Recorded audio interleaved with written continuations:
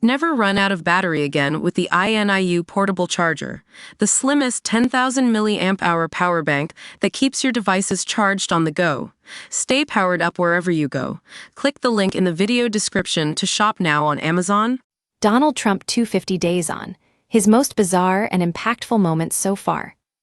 Mass deportations, a plan for ethnic cleansing, and tariffs on allies. This is what making America great again looks like if Donald Trump's first 50 days in the White House are anything to go by.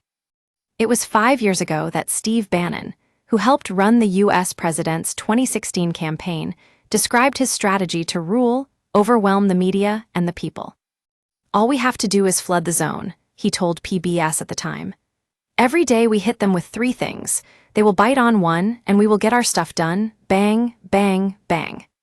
These guys will never be able to recover, but we have to start with muzzle velocity." Trump's first 50 days have lived up to that idea, with a barrage of executive orders and policy reversals that are reshaping America's role on the world stage. To make sense of all this, Metro spoke with Jason Pack, fellow at Royal United Services Institute, RUSI, and host of the Disorder podcast. He told us last week that the president's sole desire is to disorder the very problems he claims that he will solve. Here are the top 10 most controversial announcements to come out of the Oval Office since Trump's inauguration. January 2025. National emergency at U.S.-Mexico border, suspension of asylum, attack on birthright citizenship.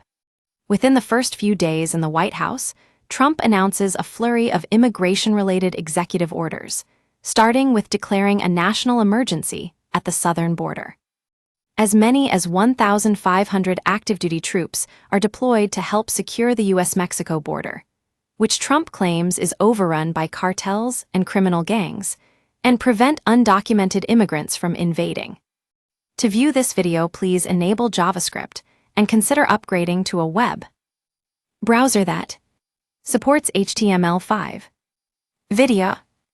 Up next, in another executive order, the president suspends the legal right to seek asylum and halted the U.S. refugee resettlement program. He also attempts to end birthright citizenship for children born to parents who are in the country illegally or temporarily. A federal judge has since blocked this. January 21. Pardon of 1,600 Capitol rioters. Trump issues a blanket, full, complete, and unconditional pardon to rioters who stormed the Capitol building on January 6, 2021. More than 1,500 people are pardoned, including many who had assaulted police officers, drawing condemnation from the families of victims. January 26. Trump, ethnic cleansing plan for Gaza. The president urges Jordan and Egypt to take in 1.9 million Palestinians as part of his plan to just clean out Gaza after 15 months of Israel's war. Less than a week after his inauguration, he floats the idea, saying that he would urge the leaders of the 2 Arab nations to accommodate people from the besieged enclave. He later shares an AI video on his Truth Social platform, showcasing what appears to be a vision of Gaza under his rule as a Riviera of the Middle East, which features Elon Musk and a Trump Tower, but no Palestinians. Sorry, the video was not found.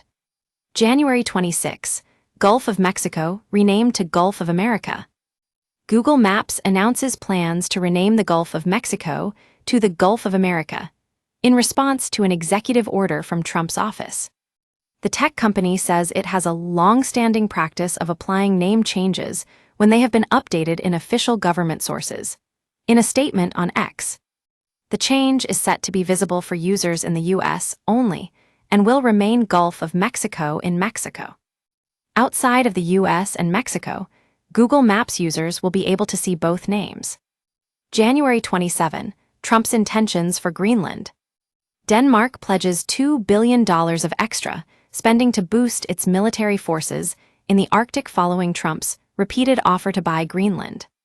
The president first made the suggestion for the semi-autonomous Danish territory during his last term as U.S. president, but has since doubled down. Posting on social media, he says ownership of the island is an absolute necessity for U.S. security and freedom throughout the world.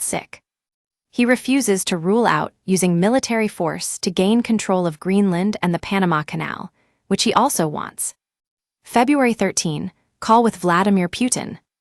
The president says negotiations to end the full-scale invasion of Ukraine will begin immediately, after holding a lengthy and highly productive with his Russian counterpart.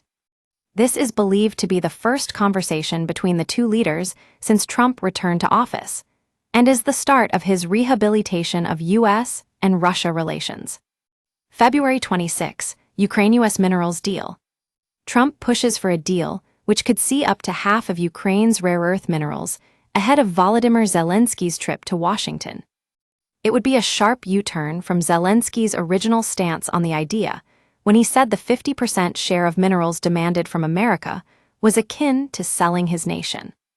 February 26, $5 million gold card announcement. Plans to sell gold cards to millionaires who want to acquire citizenship in the U.S. is announced.